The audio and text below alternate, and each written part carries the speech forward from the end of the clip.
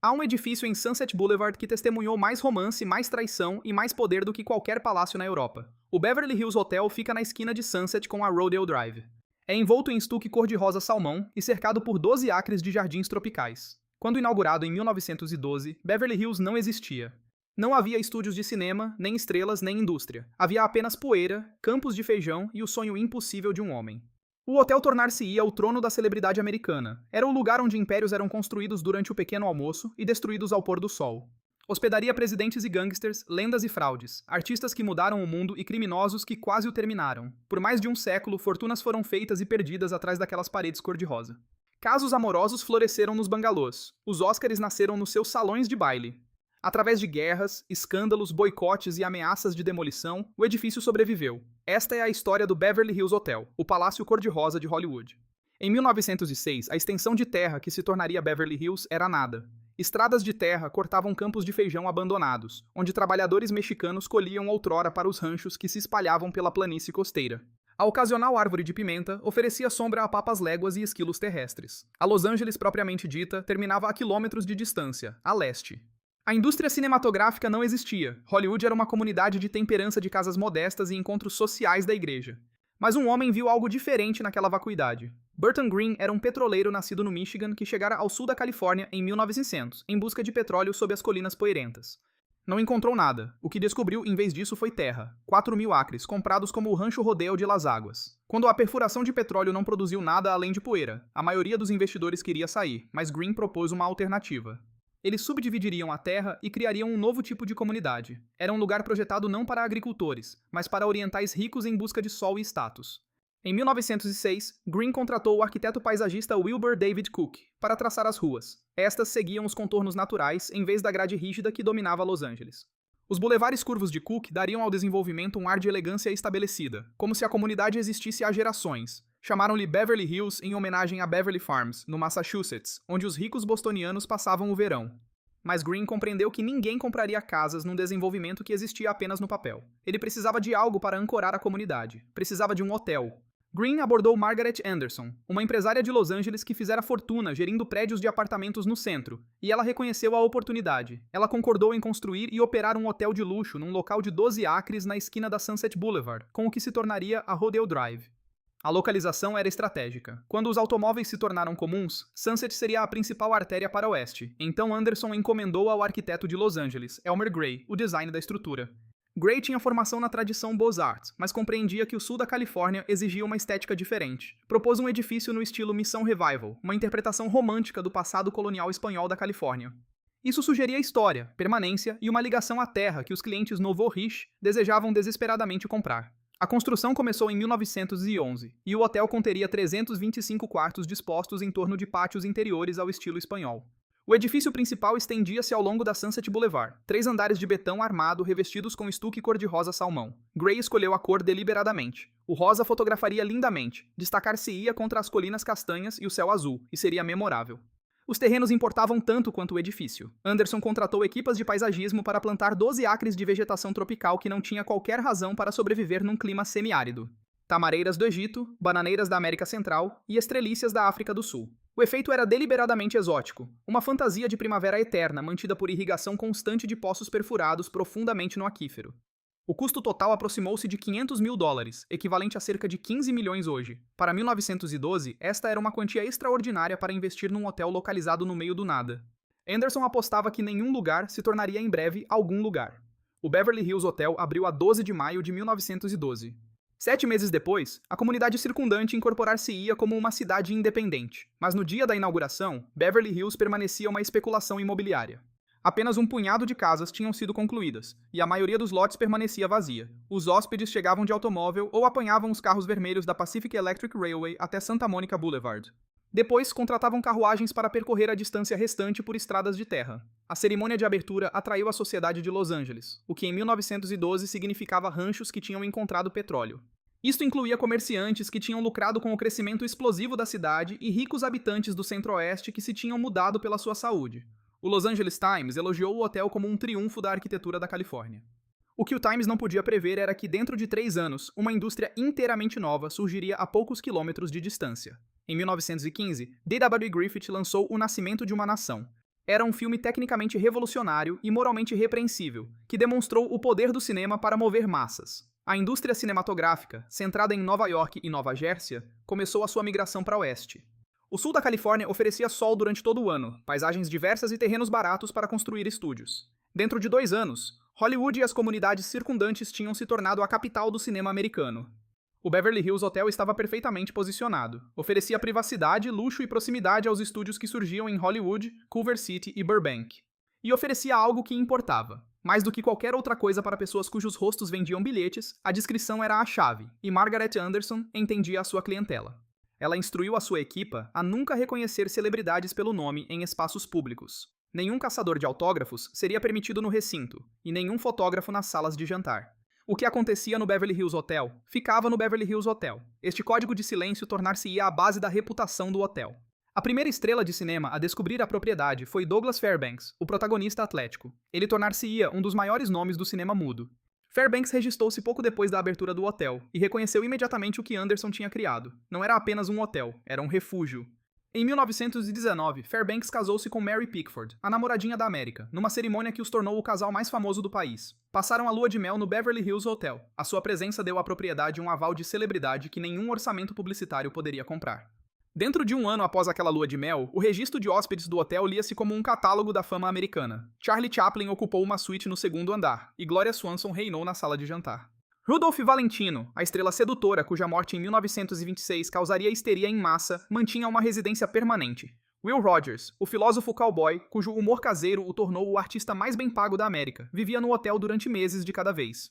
A arquitetura facilitava a privacidade que estes artistas exigiam. O edifício principal continha quartos de hotel padrão, mas o verdadeiro prêmio era a coleção de bangalôs espalhados pelos 12 acres de jardins.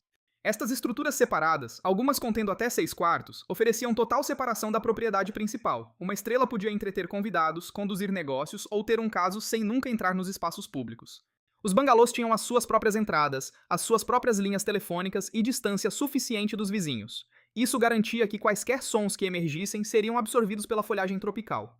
Margaret Anderson reformou-se em 1928, vendendo a sua participação a um grupo de investidores. A propriedade continuou a prosperar. No final da década de 1920, o Beverly Hills Hotel estabelecera-se como a sede não oficial da indústria cinematográfica. Estrelas viviam lá, realizadores faziam reuniões no átrio e produtores negociavam durante o almoço. O mercado de ações caiu em outubro de 1929. A Grande Depressão que se seguiu devastou a economia americana, mas Hollywood provou ser surpreendentemente resiliente.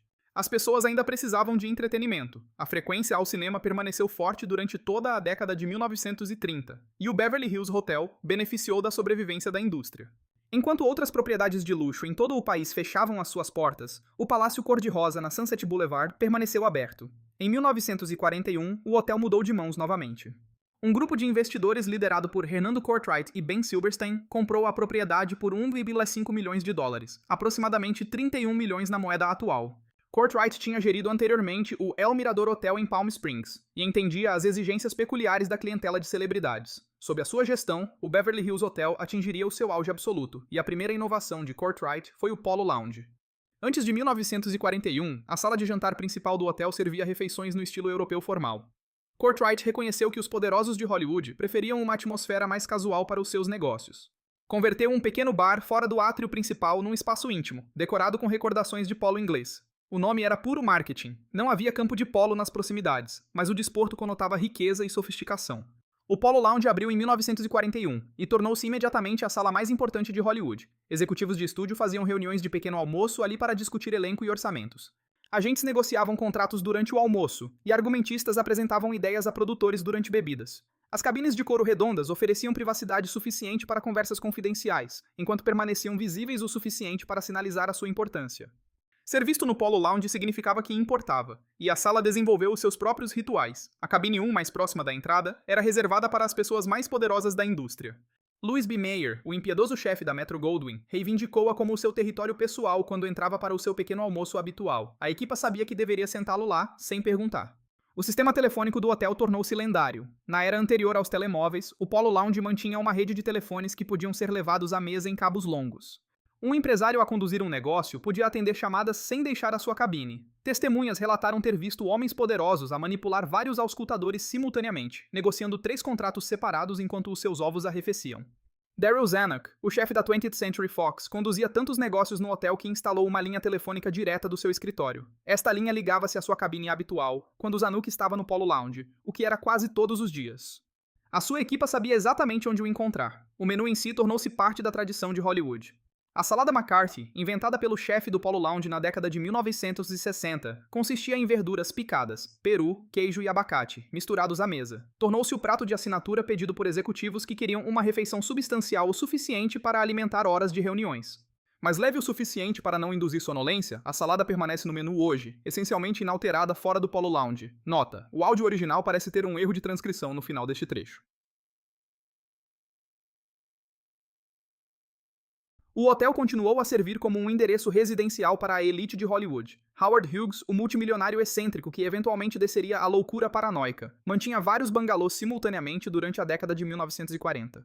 Usava-os como escritórios para os seus vários empreendimentos comerciais e como esconderijos para as atrizes que cortejava. Hughes permaneceria uma figura no hotel por anos, o seu comportamento cada vez mais bizarro tolerado porque o seu dinheiro continuava bom. Elizabeth Taylor viveu no Beverly Hills Hotel durante múltiplos períodos da sua vida tumultuada. Ela ocupou o Bangalô 5 tão frequentemente que a equipa começou a chamá-lo de Bangalô de Elizabeth Taylor. Ela recuperava lá entre casamentos e entretinha amantes lá entre divórcios. O hotel também atraiu visitantes de fora da indústria do entretenimento. Presidentes ficavam lá, e dignitários estrangeiros mantinham suítes durante visitas à Califórnia. Magnatas de negócios da costa leste descobriram que uma semana no Beverly Hills Hotel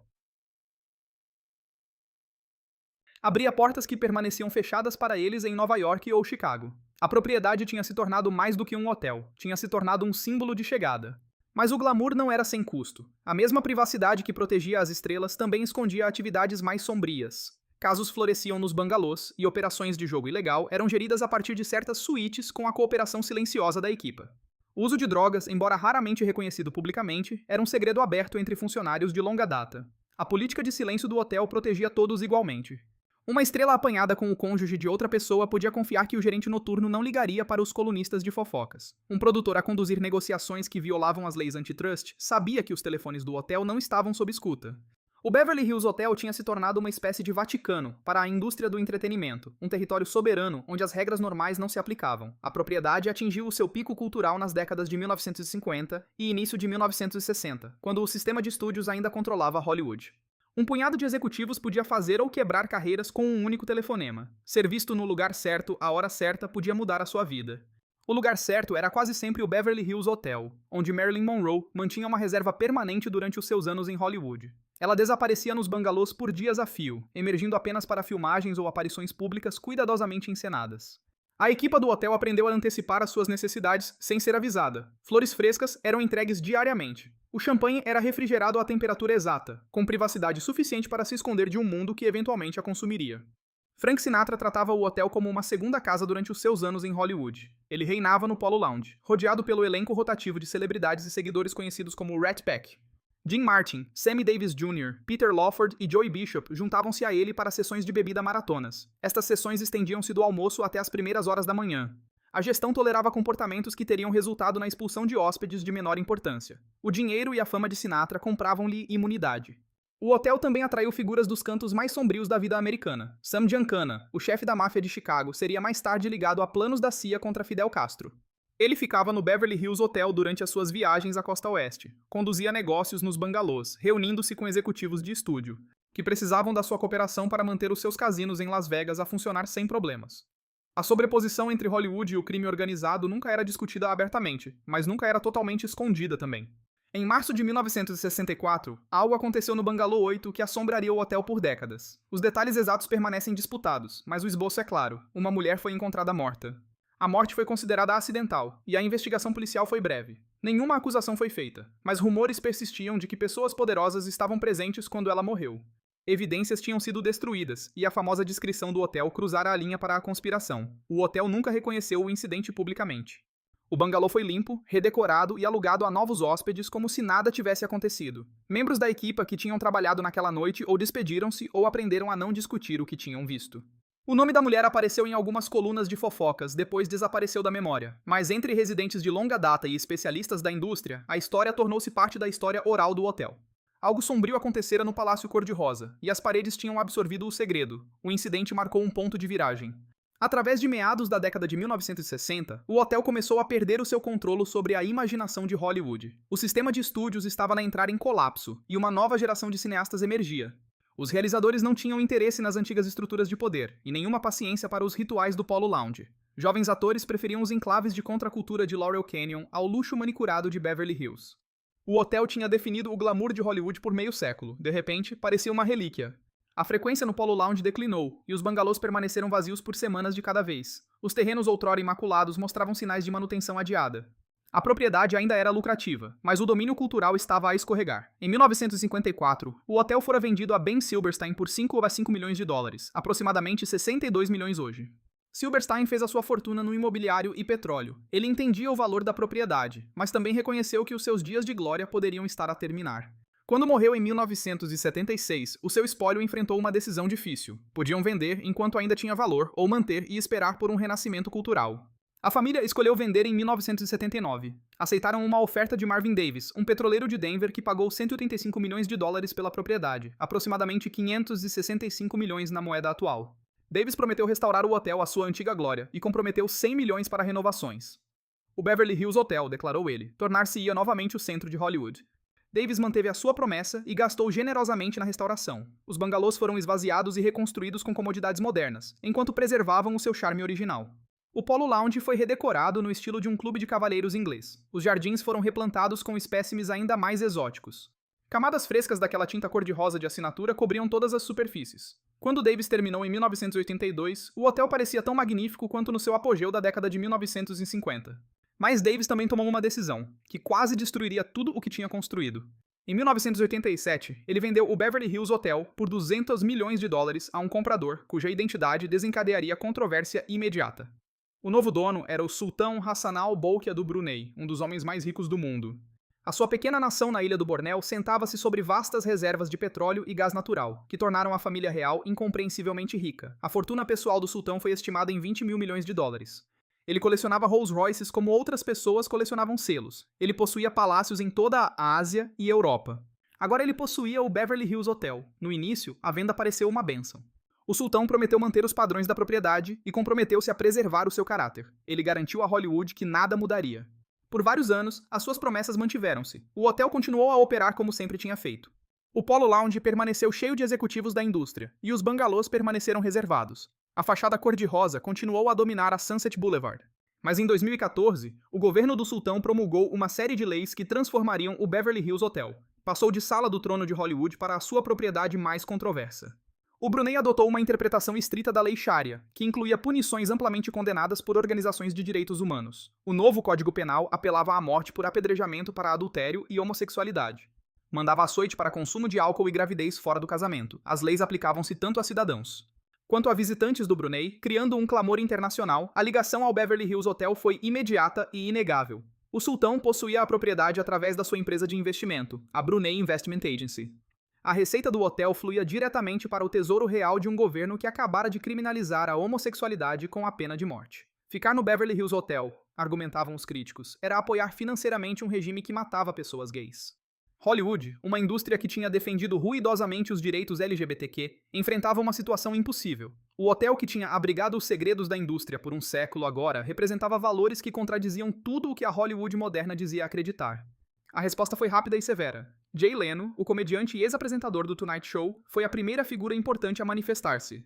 Ele apelou a um boicote a todas as propriedades pertencentes ao Brunei. Isto incluía não apenas o Beverly Hills Hotel, mas também o Hotel Bel Air e várias propriedades de luxo em Londres e Paris.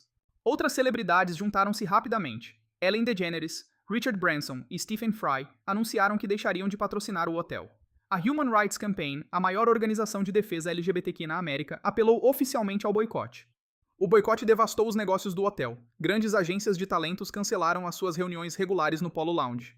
O Motion Picture and Television Fund mudou a sua angariação de fundos anual para outro local. A Feminist Majority Foundation Relocou a sua cerimônia de prêmios. Organizadores de conferências que tinham reservado os salões de baile do hotel durante anos encontraram locais diferentes. Em meses, o hotel que tinha sido o centro do calendário social de Hollywood tornou-se uma cidade fantasma.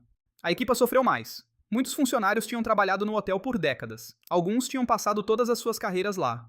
Eles não tinham nada a ver com as políticas do sultão no Brunei, mas viram as suas gorjetas desaparecer. À medida que o boicote esvaziava as salas de jantar e cancelava reservas, as camareiras viam-se a limpar quartos vazios. Bartenders que tinham servido à elite de Hollywood serviam agora turistas ocasionais, que ou não sabiam sobre o boicote ou não se importavam. A gestão do hotel tentou conter os danos. Emitiram declarações enfatizando que os funcionários da propriedade eram americanos que partilhavam os valores de Hollywood. Apontaram que o hotel tinha uma equipa diversa que incluía muitos trabalhadores LGBTQ. Argumentaram que boicotar o hotel apenas prejudicava pessoas inocentes, enquanto nada fazia para mudar as políticas no Brunei. Os argumentos não fizeram diferença, e o impacto financeiro foi catastrófico. Fontes da indústria estimaram que o hotel perdeu dezenas de milhões de dólares em receita apenas durante o primeiro ano. As taxas de ocupação despencaram de mais de 80% para menos de 40%. Os bangalôs, que outrora exigiam reservas com meses de antecedência, ficaram vazios por semanas. O Polo Lounge, que tinha definido o poder em Hollywood por 70 anos, servia almoço a mesas dispersas de turistas. Alguns defenderam o hotel, argumentaram que os boicotes raramente atingiam os seus objetivos declarados, e muitas vezes prejudicavam as pessoas erradas.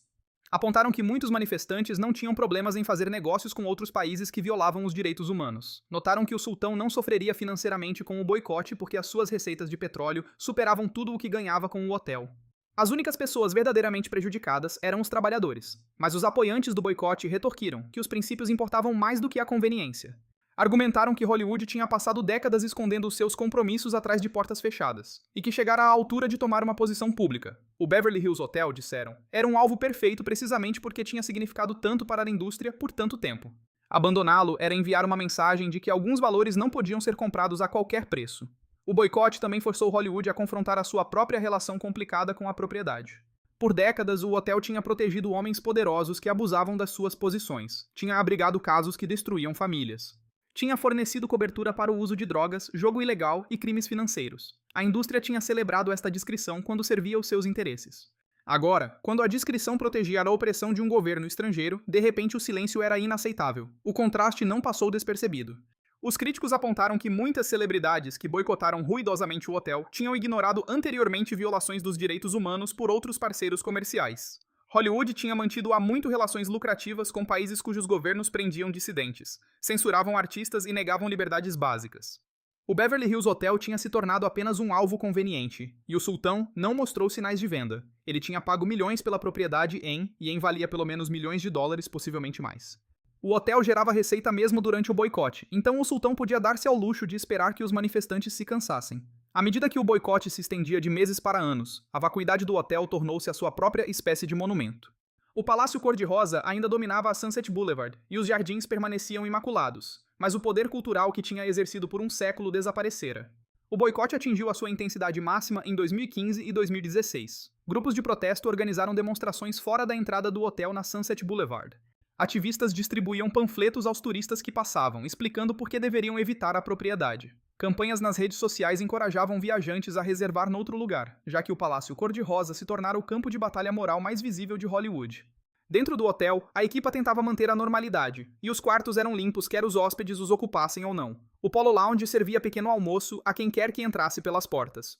Os jardins eram mantidos com o mesmo cuidado que tinham recebido por décadas, mas a sensação de abandono era inelutável. Um hotel projetado para multidões parecia assombrado quando vazio, mas alguns hóspedes de longa data continuaram a patrocinar a propriedade apesar do boicote. Eram principalmente veteranos da indústria mais velhos que se lembravam de quando o hotel tinha sido o centro das suas vidas profissionais. Eles ressentiam-se de ser ditos onde podiam e não podiam gastar o seu dinheiro. Argumentavam que a lealdade pessoal à equipa importava mais do que gestos simbólicos. Mas mesmo esses defensores vinham menos frequentemente à medida que a pressão social aumentava. O hotel tentou várias estratégias para sobreviver, e a gestão ofereceu descontos acentuados para preencher os quartos. Comercializaram agressivamente para turistas internacionais que não sabiam nada sobre o boicote. Enfatizaram a história da propriedade e o seu significado arquitetônico, esperando que o turismo de patrimônio pudesse substituir os negócios da indústria que tinham perdido. Nada disso restaurou o que tinha sido tirado, e em 2017 o boicote tornou-se autossustentável. Mesmo pessoas que discordavam dele evitavam o hotel, porque todos os outros o evitavam. A propriedade tinha se tornado culturalmente radioativa, então ser visto a entrar no Beverly Hills Hotel era convidar críticas e perguntas. Era mais fácil simplesmente ir para outro lugar. A situação do hotel levantou questões desconfortáveis sobre até onde vai a responsabilidade moral.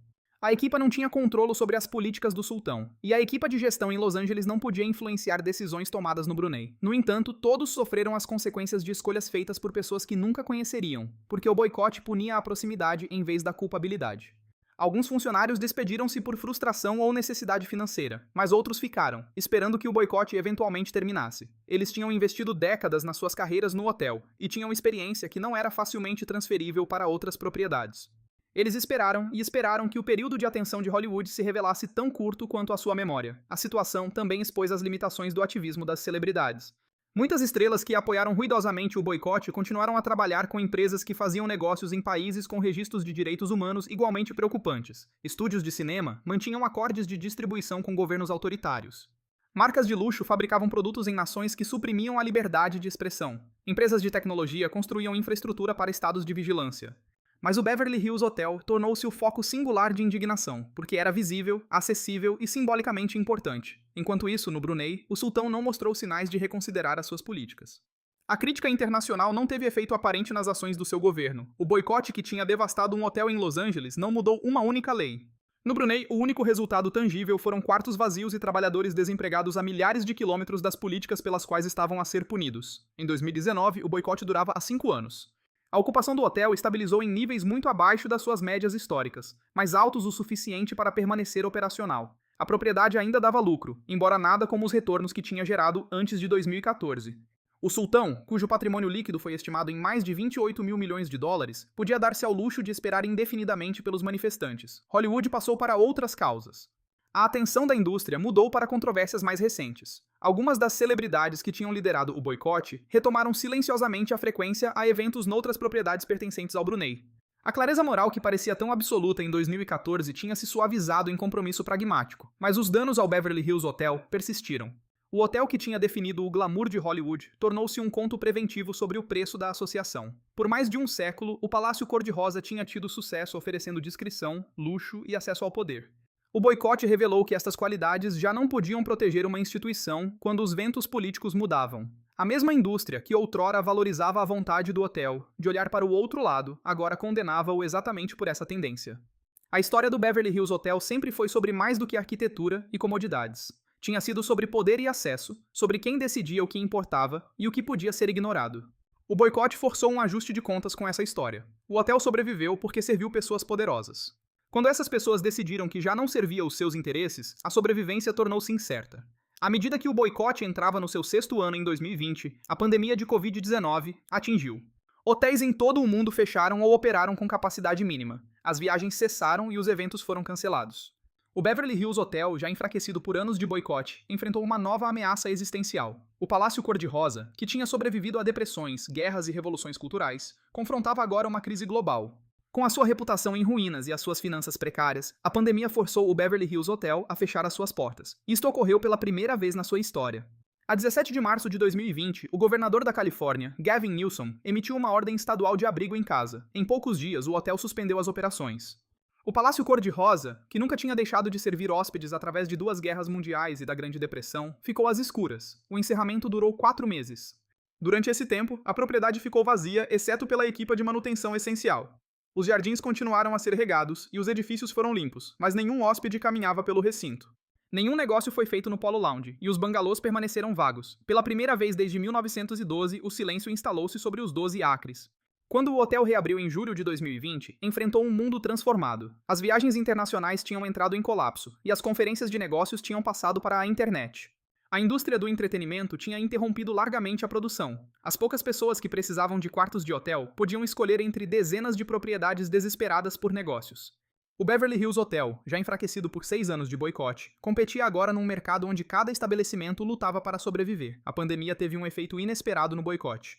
Com Hollywood focada na sobrevivência em vez do ativismo, os protestos desvaneceram. As manifestações fora do hotel pararam, e as campanhas nas redes sociais mudaram para outras questões. A indignação moral que tinha sustentado o boicote por anos simplesmente evaporou, à medida que as pessoas confrontavam crises mais imediatas. O hotel beneficiou não de perdão, mas de irrelevância.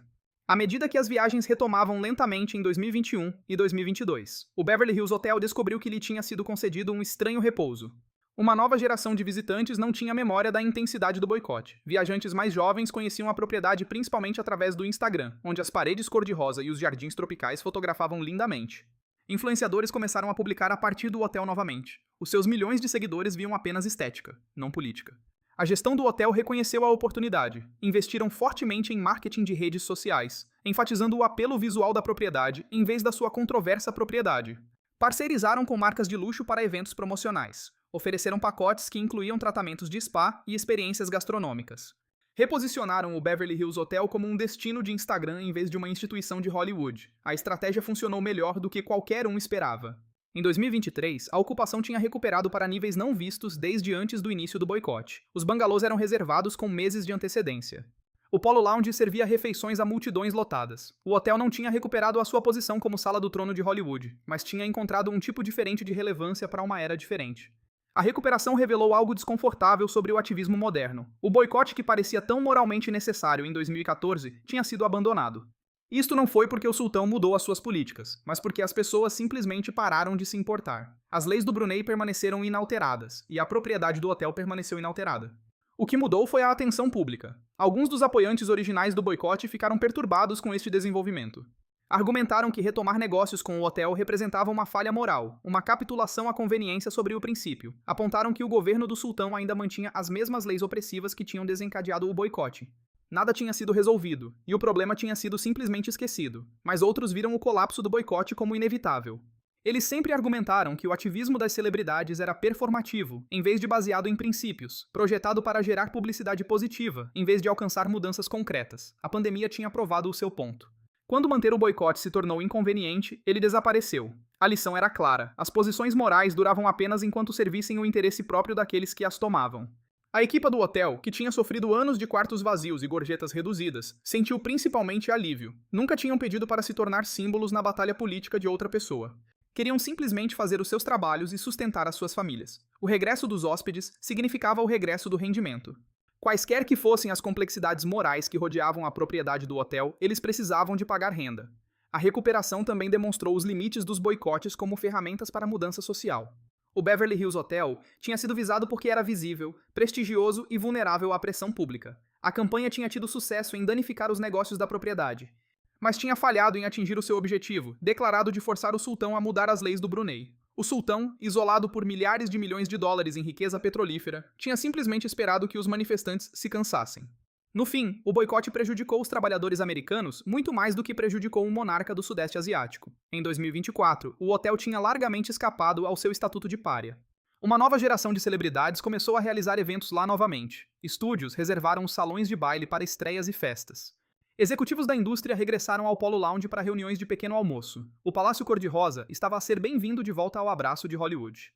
Isto não foi porque ninguém se tinha esquecido do que aconteceu, mas porque esquecer tinha provado ser mais fácil do que lembrar. A ressurreição do hotel levantou questões sobre memória institucional e responsabilidade coletiva. O edifício em si não tinha mudado, a propriedade não tinha mudado e as leis no Brunei não tinham mudado. O que tinha mudado era se alguém se sentia obrigado a importar-se. O colapso do boicote sugeriu que a indignação moral, não importa quão ruidosamente expressa, tinha um prazo de validade limitado. Isto ocorreu numa cultura definida por períodos de atenção curtos e distração perpétua. O caminho de volta da controvérsia para o hotel exigia mais do que simplesmente esperar que as pessoas esquecessem. A gestão compreendeu que precisavam de reconstruir ativamente a reputação da propriedade, enquanto reconheciam a sua história complicada. A abordagem que adotaram foi o silêncio estratégico combinado com a reinvenção visual, em vez de defender a propriedade do sultão ou pedir desculpa pelo boicote. O hotel simplesmente parou de discutir política inteiramente. Perguntas da imprensa sobre o Brunei ficaram sem resposta, e pedidos de declarações foram educadamente recusados. A propriedade apresentou-se como um marco arquitetônico e destino de luxo, nada mais. A estratégia funcionou porque permitiu aos hóspedes regressar sem ter de defender publicamente a sua escolha. O hotel também investiu milhões em renovações concebidas para refrescar a sua imagem sem apagar a sua história. Os bangalôs receberam revisões interiores completas, e tecnologia moderna foi instalada por toda a propriedade. O Polo Lounge foi redesenhado para parecer simultaneamente clássico e contemporâneo. As mudanças sinalizaram que este não era o mesmo hotel que tinha sido boicotado. Embora legal e estruturalmente nada de fundamental tivesse mudado, a transformação física importava menos do que a cultural. O Beverly Hills Hotel tinha tido sempre sucesso lendo o Zeitgeist e adaptando-se a ele. Na década de 1940, isso significava criar o Polo Lounge para os poderosos da indústria. Na década de 1950, significava fornecer bangalôs para estrelas que buscavam privacidade. Na década de 2020, significava tornar-se um destino de Instagram para uma geração que valorizava a estética acima da história. A presença do hotel nas redes sociais explodiu. Fotógrafos profissionais foram contratados para capturar os ângulos mais fotogênicos da propriedade. Influenciadores foram convidados a ficar em troca de publicações. A distinta fachada cor-de-rosa apareceu em milhares de fotos partilhadas em plataformas. Para viajantes jovens a planear viagens a Los Angeles, o Beverly Hills Hotel tornou-se um local de visita obrigatória, não por causa da sua história, mas por causa de como parecia num ecrã de telemóvel. Esta transição de centro de poder institucional para destino visual marcou uma mudança fundamental no que o hotel representava. Pela maior parte da sua existência, o Beverly Hills Hotel tinha importado por causa de quem ficava lá e do que acontecia atrás de portas fechadas. A descrição que protegia esses segredos era a fonte do seu valor. Mas numa era onde a privacidade se tornou quase impossível, as redes sociais transformaram momentos privados em desempenhos públicos. A descrição já não carregava o mesmo prêmio. O hotel adaptou-se abraçando a visibilidade em vez do secretismo, e os jardins que outrora eram cuidadosamente protegidos de fotógrafos agora dão-lhes as boas-vindas. As paredes cor-de-rosa que tinham testemunhado um século de reuniões confidenciais tornaram-se cenários para exibições públicas. A propriedade que tinha construído a sua reputação em saber quando olhar para o outro lado, agora construía-a em ser olhada. Algumas figuras da indústria de longa data lamentaram a mudança. Lembraram-se de quando o Beverly Hills Hotel tinha sido um santuário. Um lugar onde os negócios podiam ser conduzidos e os casos geridos sem medo de exposição. A nova abertura parecia uma traição de tudo o que o hotel representava. Mas as suas queixas carregavam pouco peso, porque a própria indústria tinha mudado. O sistema de estúdios que tinha tornado o Polo Lounge essencial já não existia. O tipo de poder consolidado que exigia espaços de reunião discretos tinha se fragmentado em 1000 operações menores. A função tradicional do hotel tinha se tornado obsoleta antes mesmo de o boicote começar. A recuperação da propriedade também beneficiou de amnésia cultural mais ampla sobre o próprio boicote. Em 2024, muitas das celebridades que tinham liderado a campanha tinham passado para outras causas ou simplesmente parado de discuti-la. Algumas tinham sido acusadas de hipocrisia por continuar a trabalhar com outras entidades moralmente comprometidas. Outras tinham descoberto que o ativismo sustentado era mais difícil do que a indignação momentânea. O boicote desvaneceu porque mantê-lo exigia energia que as pessoas não estavam dispostas a gastar. A equipa do hotel, que tinha vivido toda a crise, desenvolveu a sua própria compreensão do que tinha acontecido. Eles tinham visto o seu local de trabalho tornar-se um símbolo político da noite para o dia. Tinha sofrido financeiramente por decisões em que não tiveram parte. Tinham testemunhado a intensidade do boicote e o seu colapso eventual. Muitos saíram com profundo cinismo sobre o ativismo das celebridades e a postura moral. Tinham aprendido que os princípios eram flexíveis e que a indignação tinha uma data de validade. A sobrevivência do Beverly Hills Hotel também dependia de um facto inegável. Ocupava algum do imobiliário mais valioso em Los Angeles. Os 12 acres na Sunset com Rodeo Drive valiam centenas de milhões de dólares, independentemente do edifício que lá estivesse sentado. O sultão podia dar-se ao luxo de perder dinheiro no hotel indefinidamente, porque a própria terra era um ativo que valorizava. Mesmo que a propriedade nunca recuperasse a sua antiga glória, reteria um enorme valor imobiliário. Em 2025, o hotel tinha retomado totalmente as operações a níveis pré-boicote. As tarifas dos quartos variavam de $700 por noite para acomodações padrão, a mais de 10.000 para os bangalôs mais exclusivos. Os preços eram comparáveis a outras propriedades de luxo em Los Angeles, e o Polo Lounge exigia novamente reservas com dias de antecedência. Eventos da indústria regressaram aos salões de baile, e o Palácio Cor-de-Rosa tinha recuperado o seu lugar na paisagem de Hollywood. Mas o hotel que emergiu do boicote era fundamentalmente diferente daquele que tinha entrado nele. O poder institucional que tinha exercido por décadas tinha evaporado, e a centralidade cultural de que tinha desfrutado tinha mudado para outro lugar. O que restou foi um belo edifício com uma história complicada. Servia a uma clientela que valorizava a estética e o luxo acima dos significados mais profundos que a propriedade outrora tinha incorporado. O processo de recuperação revelou verdades duras sobre a sobrevivência institucional. Na era moderna, a lealdade não significava nada quando mantê-la se tornava inconveniente. Princípios morais podiam ser descartados quando entravam em conflito com desejos pessoais, e a memória pública durava apenas enquanto o próximo escândalo.